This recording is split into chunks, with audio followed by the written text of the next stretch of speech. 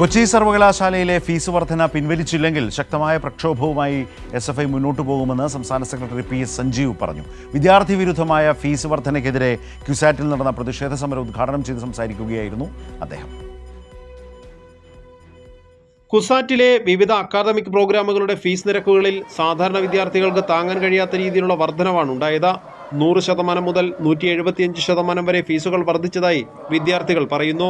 Fees വർധനവ് പിൻവലിക്കണമെന്ന ആവശ്യത്തിൽ വിദ്യാർത്ഥികളോട് സംസാരിക്കാൻ വൈസ് ചാൻസലർ ജുനൈദ് ബുഷിരി തയ്യാറായിട്ടില്ല.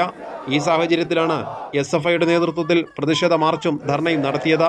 സർവകലാശാല ഓഫീസിന് മുന്നിൽ നടന്ന ധർണ SFI സംസ്ഥാന സെക്രട്ടറി PS സഞ്ജീവ് ഉദ്ഘാടനം ചെയ്തു.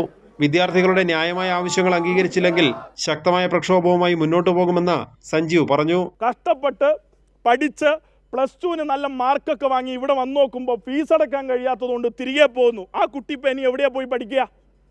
ആ കുട്ടിക്ക് ഈ സർവകലാശാലയിൽ നിന്ന് കിട്ടേണ്ട സേവനങ്ങൾ ഇവിടുന്ന് കിട്ടിയില്ലെങ്കിൽ പിന്നെ എവിടുന്നാണ് കിട്ടുക? ഇത് സർക്കാർ സർവകലാശാലയല്ലേ? അതുകൊണ്ട് ഈ ഫീസ് വർധനയുമായി ബന്ധപ്പെട്ട് എന്താണ് തീരുമാനം എന്നുള്ളത് ഉടനടി അറിയിക്കണം. അല്ല എങ്കിൽ ശക്തമായ സമരത്തിലേക്ക് പോകും. പ്രവേശന പ്രക്രിയ ആരംഭിച്ചതിനാൽ പുതുക്കിയ ഫീസ് ഘടനയിൽ മാറ്റം വരുത്താൻ കഴിയില്ലെന്നാണ് കുസാറ്റ് അധികൃതരുടെ നിലപാട്. ഫീസ് വർധനവ് പുനഃപരിശോധിക്കണമെന്ന വിദ്യാർത്ഥികളുടെ ആവശ്യം പരിഗണിക്കാൻ സിൻഡിക്കേറ്റ് തയ്യാറായിട്ടും VC തയ്യാറായില്ല. ധർണയ്ക്ക് ശേഷം സർവകലാശാല രജിസ്ട്രാറെ നേരിട്ട് കണ്ട SFI നേതാക്കൾ വിദ്യാർത്ഥികളുടെ ആവശ്യങ്ങൾ അറിയിച്ചിട്ടുണ്ട്. കൈരളി ന്യൂസ്, കൊച്ചി.